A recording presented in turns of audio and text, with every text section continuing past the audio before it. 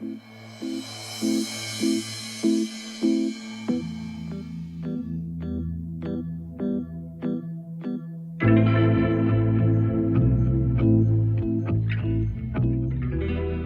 to Chronosphere Fiction. This is your pilot, Daniel French.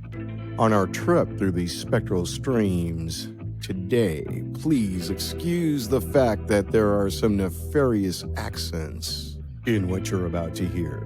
The voice actors that went for it did have fun. We are proud to take you into a bubble verse about visitors from who knows where. A tale written by Patricia Kieller. Strap in, relax, and enjoy the Amersham Chronicles.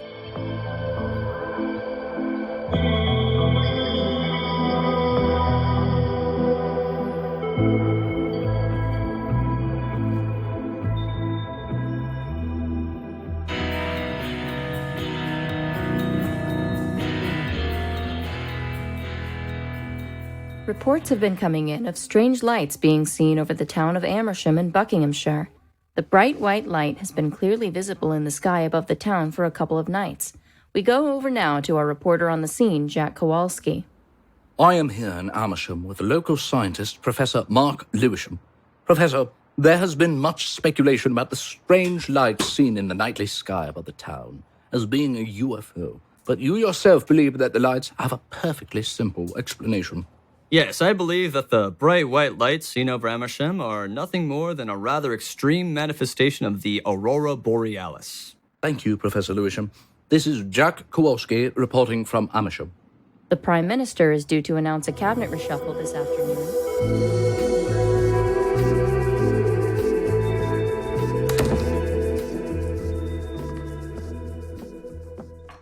Absolute chaos has broken out in the town center, Dad. All the traffic has come to a complete standstill. A man's just been killed by that UFO, Dad. I told you before, Daniel. It's no such thing. It's the aurora borealis. If you don't believe me, ask Kate. It's true. This man approached the wooded area where the bright white light seems to be coming from. There was this ear-splitting noise. The man fell to the ground dead, and when the police tried to recover his body, they found that it had been incinerated. All that was left of him was a pile of dust and the shadow of where his body had once stood. I don't believe a word of all this. I'm going to check up on the children's story. What if the children are right? What if those strange lights are something sinister after all? Oh, come on, Sarah. You don't believe in all this extraterrestrial nonsense, do you?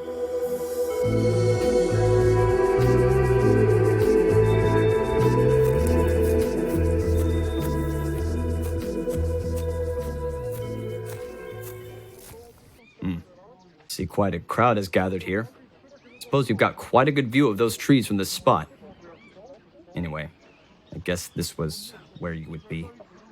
You journalists are never one to miss a good story, are you?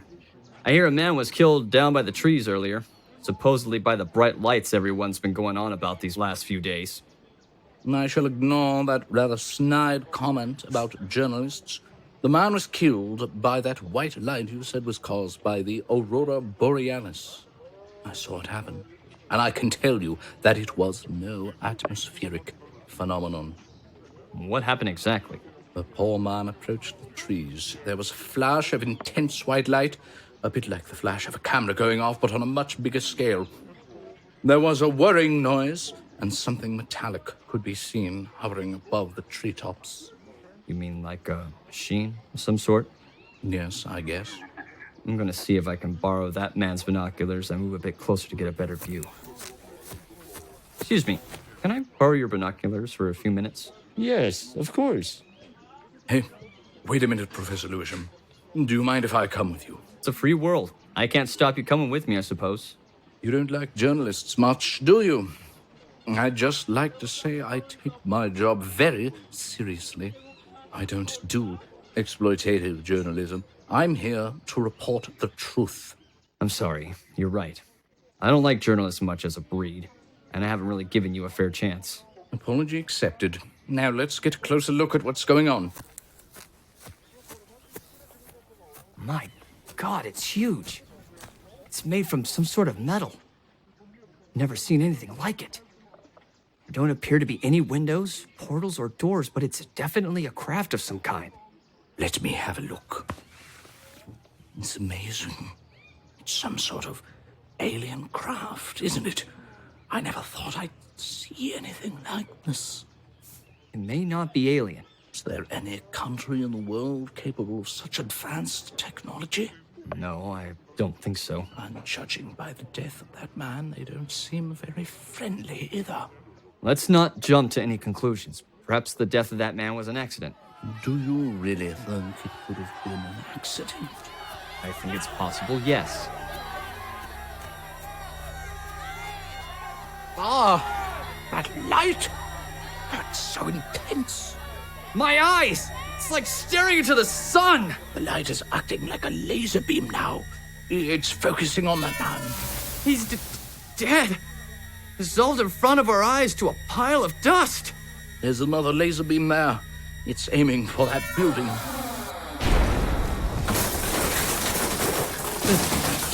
The building, it's been turned into a heap of rubble! Do you still think all of this could be an accident? No, I don't.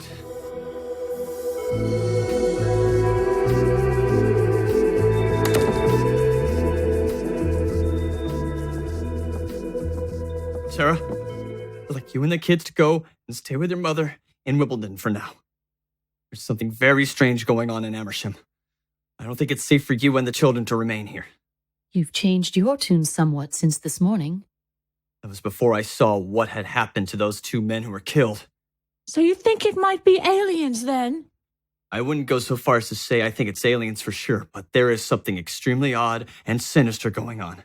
I would rather all of you were somewhere a bit safer. Well, if you're staying, I'm staying too. I'm staying because I think I should.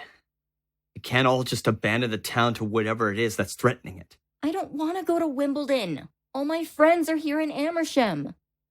I do. Going to Wimbledon might be fun, a bit like an adventure. I think it'll be cool. You little squirt. You wouldn't recognize cool even if you fell over it. You just want to stay here because of your crummy boyfriend. Shut up, the pair of you. You are both going to Wimbledon with your mother. It's not safe here. Most people leave the town if they've got any sense.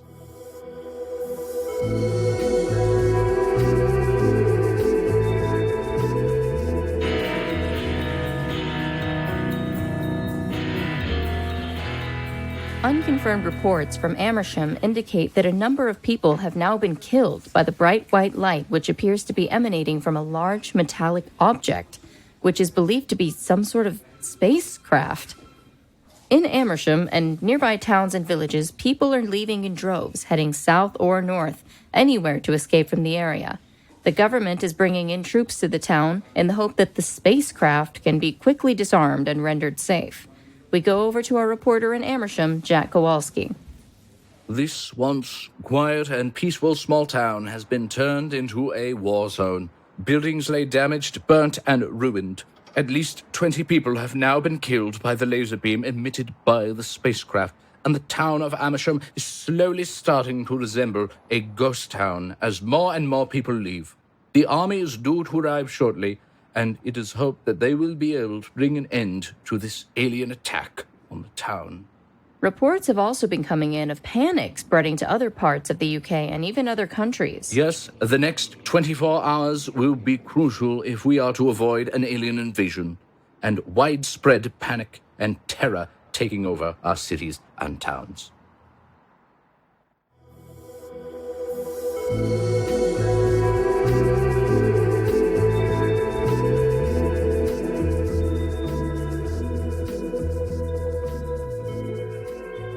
I want you 2 children to promise me not to argue with each other.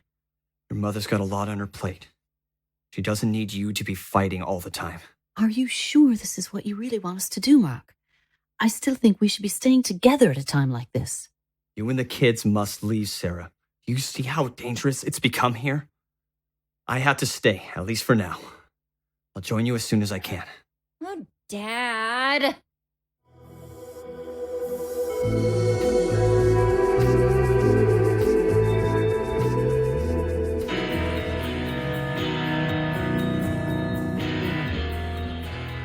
The last 24 hours has seen the almost total destruction of this once quaint Buckinghamshire town.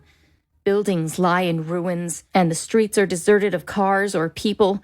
Even the army with its tanks and armory seem helpless in the face of such a foe. The government, in a statement issued this afternoon, urged the public not to panic and refused to state categorically whether the strange craft now attacking Amersham with such ferocity is indeed of extraterrestrial origin. Sources close to Prime Minister Fanshaw revealed that he's already ruled out a terrorist attack or an attack from a hostile nation. Despite the government's reassurances, there has been increased looting in many city centers and a general breakdown in law and order. In many cities such as London, people have taken to the streets and have started demonstrating, and large numbers of panic-stricken people have started fleeing London. Come in. Professor Lewisham, I was hoping to find you here. I was just listening to your colleague on the radio. Situation is looking pretty dire, isn't it? I think the situation's about as dire as it could get. What the hell are the army doing? They've been rendered as defenseless as the rest of us, confronted with such a technologically superior enemy. Whenever the army has tried to bombard the spacecraft, the laser beam it emits has simply turned all the tanks and guns into a mound of disintegrated junk. We're all done for, aren't we, Mr. Kowalski? Call me Jack. Only if you stop calling me Professor Lewisham. You make me feel like a school teacher addressing a pupil. My name's Mark. Okay, Mark it is. Listen, I came here to tell you that I reckon the spacecraft is on the move. Are you sure, Jack?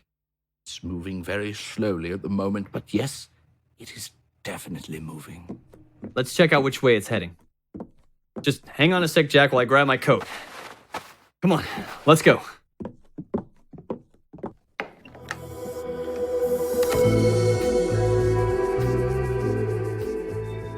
We're far away enough from here to see the spacecraft in its entirety. It's like a huge, seamless metal disc. The way it moves reminds me of a stingray. Look at the fields and hills it's already traveled over. They look yellow, charred, dead. Towards London, I'd say. My family lives in Putney. My God, they're all in danger, aren't they? I don't know about you, Jack. I'm not staying here.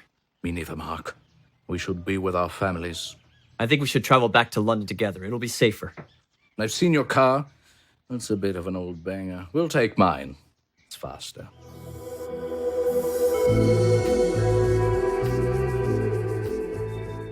But all those burnt-out cars strewn all about the motorway. Some of them have been abandoned, but most of them still have people inside. They died at the wheel. Close the window, Jack. There's a stench of burning, of rotting flesh. Oh. God, please let Sarah and the children be all right. They left a few days ago, didn't they? I expect they're okay. They set off towards London before the spacecraft began advancing. I hope you're right. We have to get off this motorway, Mark. Some sort of sticky mud-like substance on it, which makes it almost impossible for the car to progress without getting its wheels stuck in the guns. We'll have to use the minor roads. It'll take longer to reach London that way, and I'm pretty certain I don't have enough fuel anyway. Can't use this motorway, though. We'll head for the minor roads then, and hope that our fuel lasts until we get to London. I don't think we've seen another car in the last 20 minutes. I hate to be the bearer of bad tidings, but our fuel is just about to run out. Oh, no. There isn't a petrol station in sight, and we're stuck in the middle of nowhere. We'll have to abandon the car and start walking. But it'll take us days to get to London if we walk. I know, but we don't have any other option for now, do we? I can see something approaching us up ahead. It looks like some sort of army vehicle, a jeep or something. Where are you two heading? I'm heading from Wimbledon, and he's trying to get to Putney. So, southwest London then. Hop in. I'm heading for London too. Thanks, mate. You don't know how much we appreciate this. I'm Jack Kowalski, by the way. I've heard of you. Weren't you the journalist reporting from Amersham when all this business with the aliens started to happen? The very same. I'm Mark Lewisham. Up until a few days ago, I was a research scientist living a quiet life in Amersham with my wife and family. And suddenly, it's like the end of the world's come. What about you? My name is Pete Matthews, Sergeant Pete Matthews. Just 1 day ago, I was a sergeant in the army, and now my whole squadron's dead. Every single last one of them. They were killed by that thing in Amersham. All the men, except me, and most of the vehicles, tanks, and such like, were caught in the death beam that alien thing emits. Everything's changed. I reckon we should stick together at a time like this.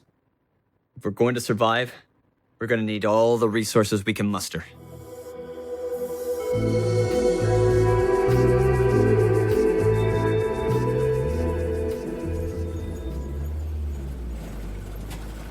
Well, we finally reached London.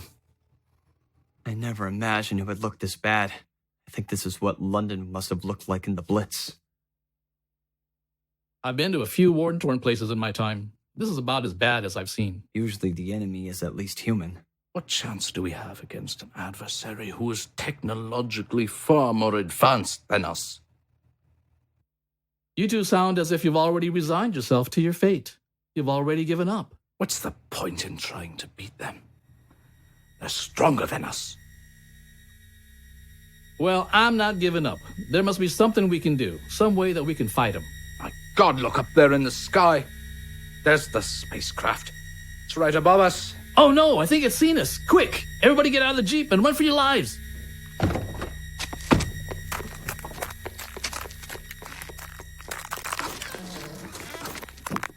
Do you think we'll be safe in this building, Sergeant Matthews? I think we'll be safe here for now. Did you see what it did to my Jeep? Yes, it completely disintegrated it. Where do you suppose the spacecraft was heading? I think I might need a place to land. It's pretty big, so I would think it's heading for a large open space. What is there near here? Let's head that way too. Are you crazy, Mark? They'll kill us if they spot us. Listen, Jack, we need to find out more about the aliens, what they're up to, and so on. If we go into the park, we can get a closer look. It'll be dark in an hour or two, and there's plenty of tree cover. They won't see us. I'm with Mark on this one. I think he's right. We need to find out more about him. Okay, let's head towards the park.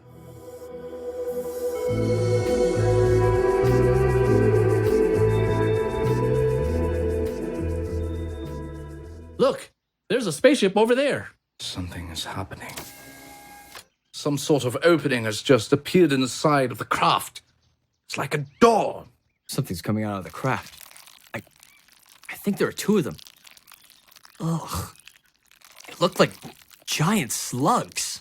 They are just about the most repulsive creatures I have ever seen. Well, I must say, I didn't expect them to look like that. Sergeant, do you have slugs in your garden? Yes, I do. How do you get rid of them? Slug pellets, usually. My dad used to use beer and eggshells. Have you ever tried pouring salt on them? Yes, they shrivel up and die. Can you two stop talking about gardening? Don't you get it, Jack? Maybe we could try the same sort of thing on these alien creatures. It just might work. I don't think we can handle this by ourselves, though. It's too big a task. We need to get other people involved. The houses of Parliament and Downing Street are not too far from here. If we head out of the park, past Buckingham Palace and along Birdcage Walk, we should be able to get to Downing Street quite quickly. Maybe this is going to be a waste of time. But like you said, Sergeant, it just might work.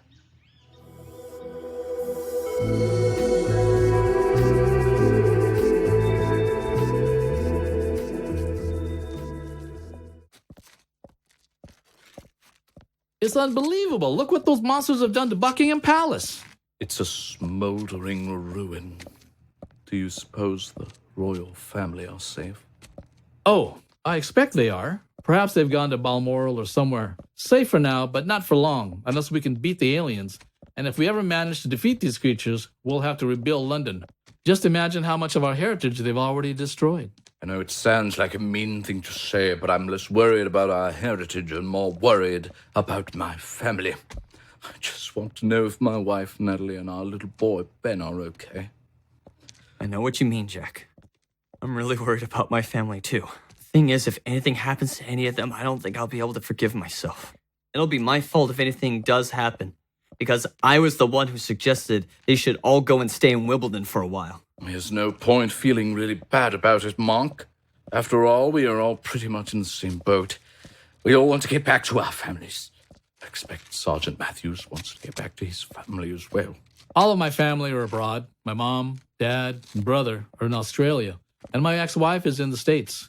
After we separated, she married an American. Aren't you worried about them all, Sergeant? Of course I am. But what can I do about it? There's currently a news blackout. No news getting in or out of the country. And we don't know if the aliens have landed elsewhere in the world. They've probably invaded the whole world.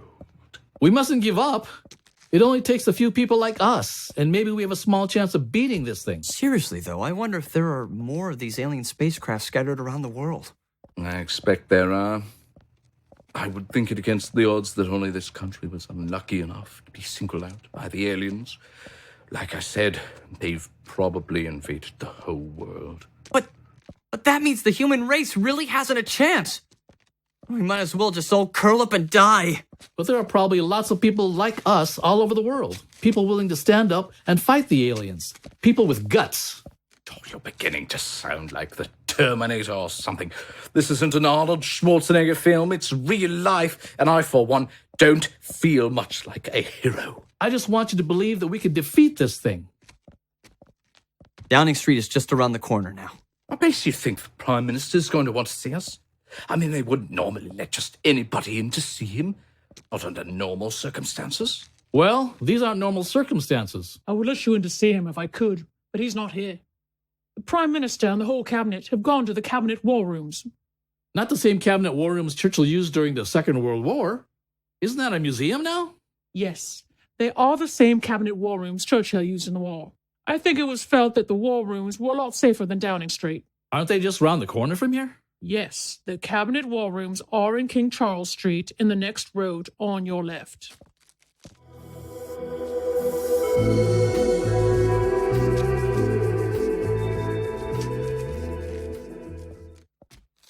Well, here we are. Let's hope this guard is going to let us through to see the PM. He looks a little more burly than the other police officers we were just talking to.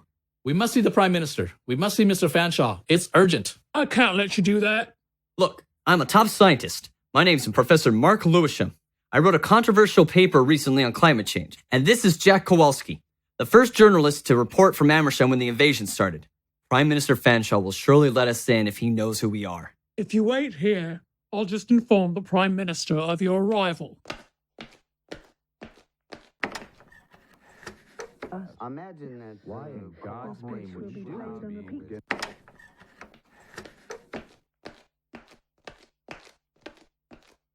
You're lucky. It just so happens the Prime Minister does recognize your names and says that he is willing to see you. So if you care to follow me, I'll lead you to him.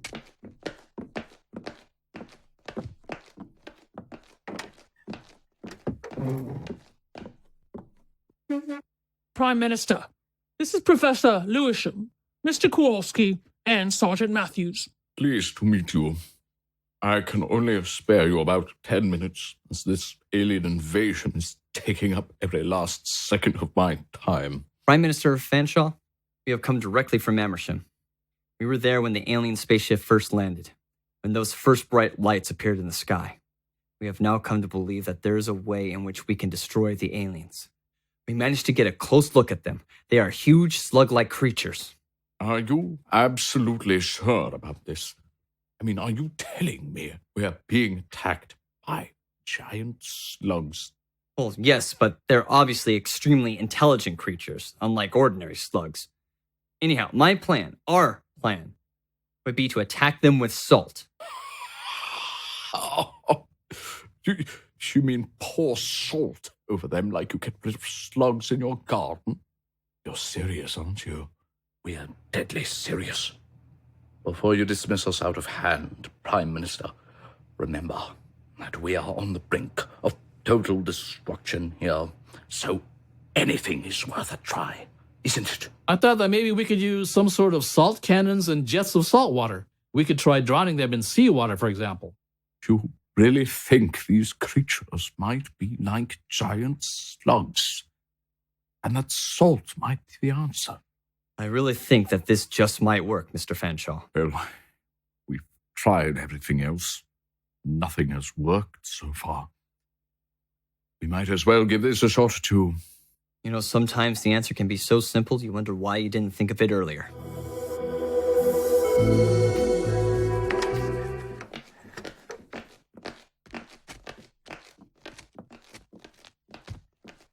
Sergeant Matthews, Professor Lewisham, Mr. Kowalski. I would like you all to meet Commander-in-Chief Sir Henry Drayton. He is in overall command of what is left of our armed forces. I'd like to launch an attack on these creatures when they are at their most vulnerable. It would appear from observations that the aliens tend to leave their craft at the dawn and dusk to search for food. They've been seen gathering certain plants, and it appears that this is what they eat. The Prime Minister has briefed me on your assault theory, and on the basis of what I've been told, I intend to launch a surprise attack on the aliens by flying over their craft and dropping hundreds of salt bombs on it. We will then fire jets of seawater at the spacecraft. We will continue this bombardment for as long as possible. Do you think our plan will work, Sir Henry? I honestly don't know. It's worth a try.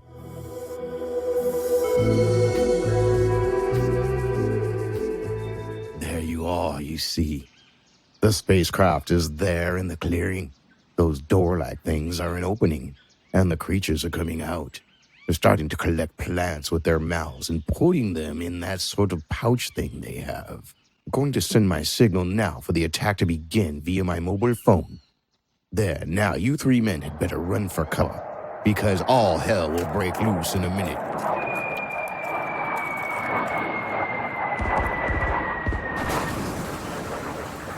Look, you see, our theory was right.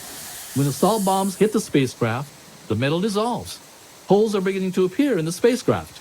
Sir Henry has given the command for the saltwater jets to be fired at the spacecraft now. We're gonna drown them out.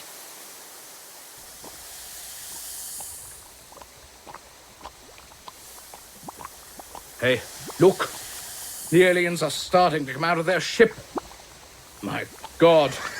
They're shriveling up and dissolving, just like slugs in the garden do. It's amazing. You three men should be extremely proud of yourselves. Without you, we would still be struggling to defeat those monstrous creatures. Prime Minister Fanshaw is contacting other world leaders as we speak, and similar plans to action are being set up all over the world to defeat the aliens. This alien invasion has united all our political leaders in the way that nothing else could. There's certainly going to be an awful lot of rebuilding to do. Most of our world cities have been reduced to rubble. We will arrange transport for you all straight away. You two guys get home to your families. I'm staying here with Sir Henry. My place is with the army anyway. I should just like to say that soldiers of Sergeant Matthews' caliber are rare. I would be honored if he remained with us here to serve under my command as my right-hand man. The Prime Minister will be in touch with all three of you shortly. I wouldn't be surprised if there wasn't a knighthood at the very least in this for all of you. First things first, though, you had better get back to your families.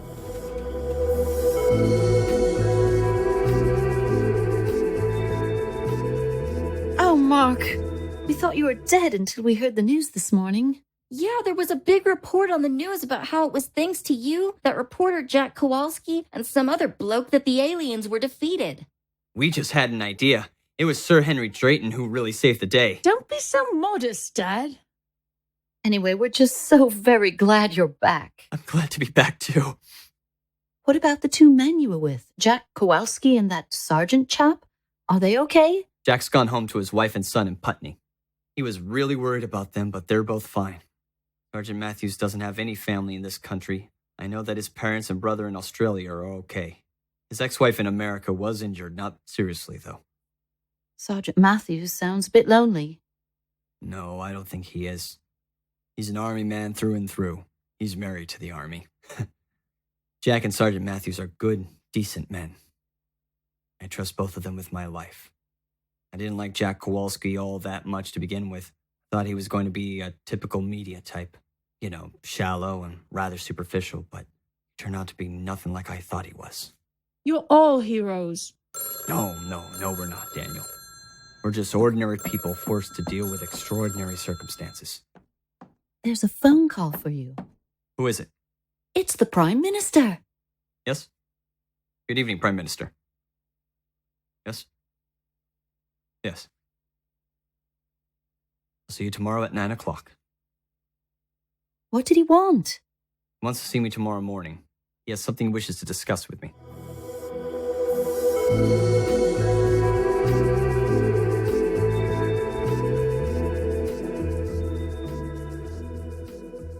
Do take a seat, Professor Lewisham.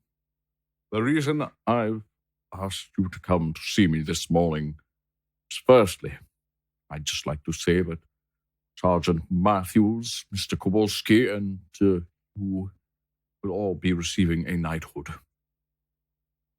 Secondly, I have a proposition to make.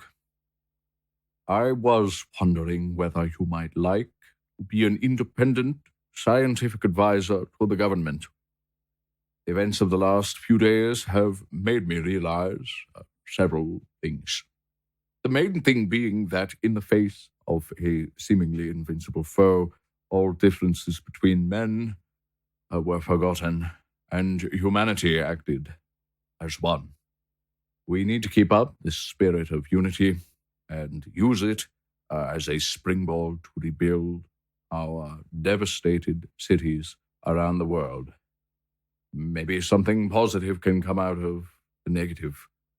We can use this moment as a chance to build better cities, cleaner and greener and more suited to the needs of mankind in the 21st century.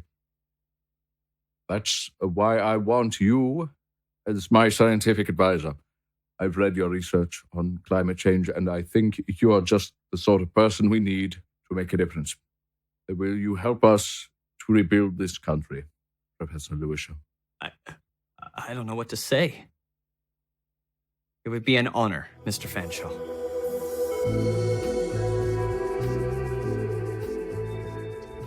Well, what did the Prime Minister want to see you about? Oh, nothing much, really. He just wanted to tell me about my knighthood. That's great, Mark.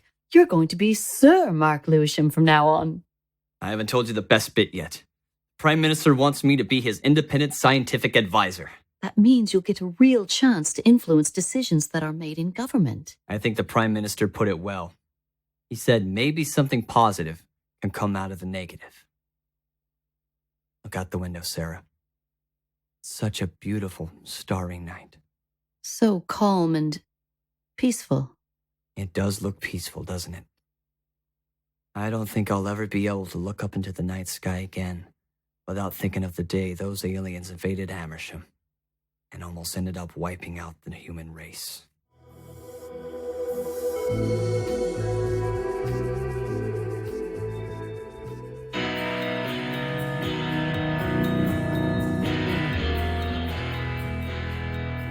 The biggest crowds since the end of the Second World War have congregated in the world's major cities to celebrate the defeat of the aliens and the end of the alien invasion.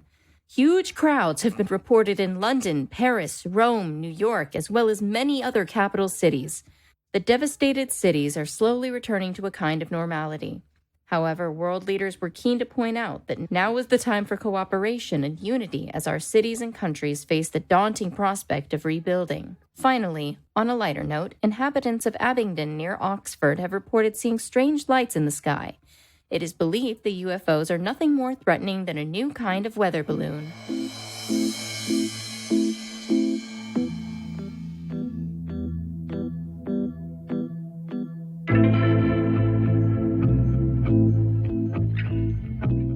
Well, I'll bet you'll think twice the next time you see slugs in your garden. A tale written by Patricia Kieller. Your news anchor and Kate Lewisham were voice acted by Katelin Curtis. Mark Lewisham is Spencer J. Fredrick. Jack Kowalski and Prime Minister Fanshaw are Blake Benlan. We welcome a new voice actor to Chronosphere Fiction. Sarah Lewisham was Madalena Fossatti. Daniel Lewisham and Commander-in-Chief Sir Henry Drayton are Daniel French. And welcoming another new voice actor to Chronosphere Fiction, Sergeant Pete Matthews is Mark Ermac. Police officer, guard, and man with binoculars are Rosanana Jimeno and Taka Nomura. Music is composed, performed, and produced by Daniel French and Until the Stars Turn Cold at Fishbonius Sound Design. Production, editing, mixing, directing, all that good stuff. Sound design is Daniel French at Fishbonius Sound Design. The next time you sit at the table to have dinner and grab that shaker to salt your meal, remember you hold in your hand the possible weapon to save the planet Earth. Please remember to go to patreon.com/chronosphere to become a patron and help us out. Until next time, keep your cosmos clean.